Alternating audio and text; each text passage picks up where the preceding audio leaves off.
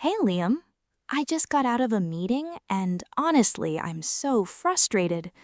Everyone at work seems to speak such simple English, but somehow they still sound incredibly professional. Why is that? When I start talking, I feel like I'm the only beginner in the room. Hey, Emma. I know exactly what you mean. You understand almost everything people say, but the moment you start talking, you feel stuck. And trust me, you're not the only person dealing with this. Yes, that's what drives me crazy. Sometimes I think I should start studying heavy business English or learn more advanced grammar. Let me ask you something. Think about your meeting this morning. How many times did someone volunteer to do something or ask someone to repeat a point? Honestly, almost the whole meeting was made up of moments like that. Exactly. Work conversations repeat themselves. The projects change, the people change, but the situations, they're almost always the same. It's true. Every meeting feels different, but somehow it's strangely predictable. That's why today's lesson is going to help you much more than memorizing another list of business vocabulary. Because I'm going to show you 5 phrases that native speakers repeat over and over again. 5 phrases that can completely change how you sound at work. Just 6? Just 6. And here's the interesting part. You probably already know every single word in these phrases, so it'll be much easier to follow. Now you've got my attention. Good. Let's go back to the meeting you just finished. Walk me through what happened. Well, our manager was explaining a problem with one of our clients. Everyone was listening. When he finished talking, the room went completely quiet. Nobody said anything for a couple of seconds. Then he looked around the table and asked, "Who can handle this today?" And what was the first thing that came into your mind? I immediately wanted to say, "I will do it." Did you say it? No. Someone answered before I had the chance.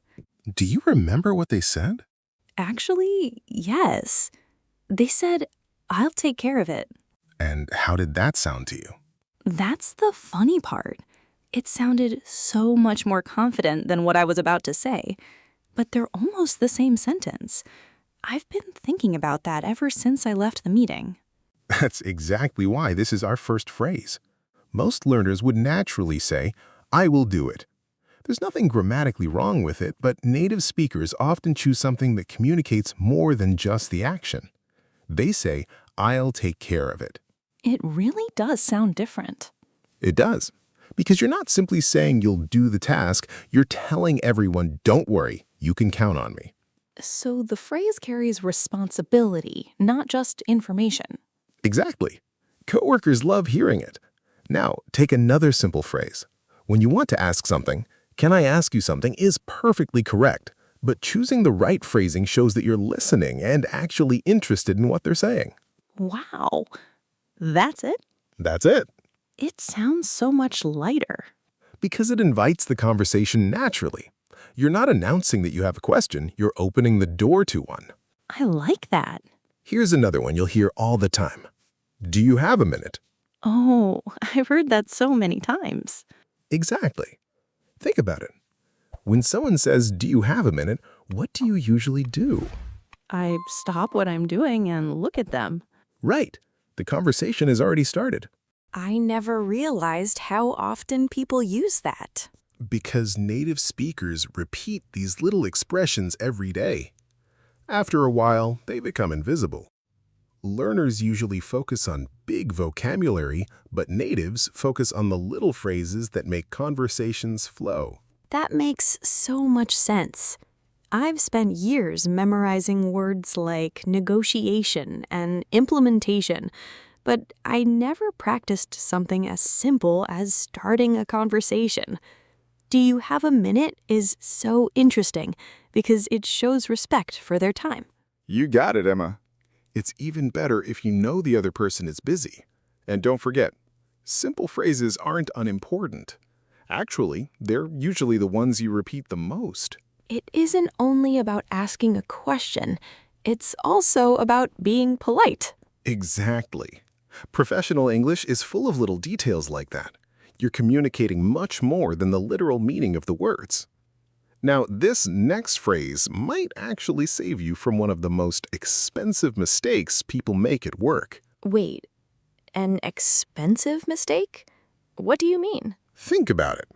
When someone gives you instructions at work and you don't catch every detail, what's the most common instinct? To just smile, nod, and hope I figure it out on my own later, because I'm too embarrassed to admit I didn't get it. Exactly. And then you spend 3 hours doing the task only to realize you did the wrong thing. That's the expensive mistake. Instead of guessing, native speakers simply say, just to clarify. Just to clarify. Right. For example, just to clarify, do you want this report by Friday morning or Friday afternoon? You're not saying, I didn't understand. You're saying, I want to be 100% aligned with you. Wow, that completely changes the tone. It doesn't make me sound like I'm struggling with English. It makes me sound thorough and detail-oriented. Spot on, Emma. It turns an uncomfortable moment into a sign of professionalism. Okay, I love that one. That's 3 phrases so far. What's number 4? Phrase number 4 is your best friend when you need to disagree or push back without creating conflict. That's a good point, but... That's a good point, but... Exactly. Instead of saying, no, I disagree, or that won't work, you acknowledge their idea first. It softens the blow and keeps the conversation constructive. Ah, it lowers their guard before you share your perspective. Precisely. It keeps the energy in the room positive. And that brings us to phrase number 5, the ultimate tool for wrapping up any discussion smoothly. Let's loop back on this. Let's loop back on this. Like, let me get back to you later? Exactly. If a discussion is taking too long or you need more time to think, you say, let's loop back on this tomorrow. It shows you're managing time effectively rather than just ending the conversation awkwardly. That proves a pattern today. Every phrase is made with words I already know. Exactly. You already know every word. The difference is that native speakers combine those words automatically, which proves something important. You're probably much closer to sounding advanced than you think. You only need the right responses for the situations you experience every day. Oh, that sounds good.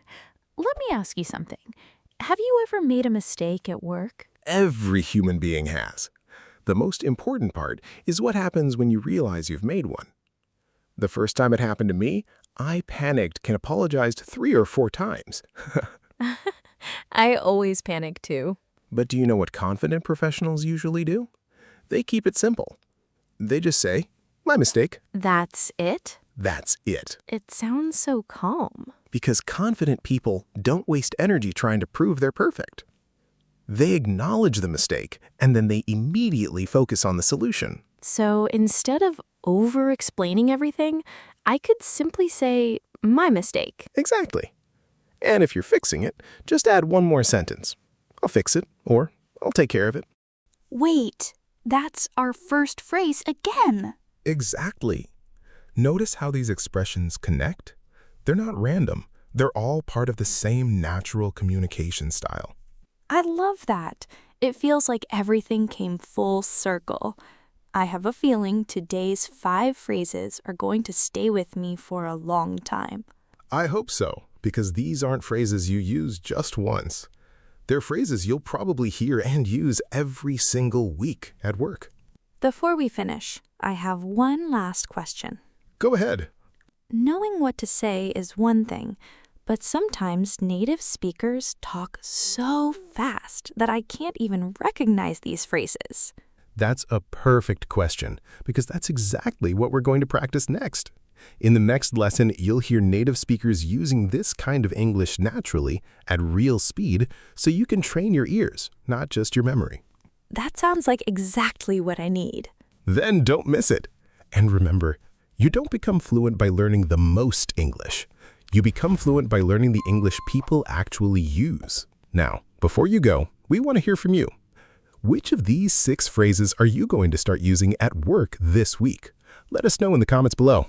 See you in the next lesson. Bye. See you there.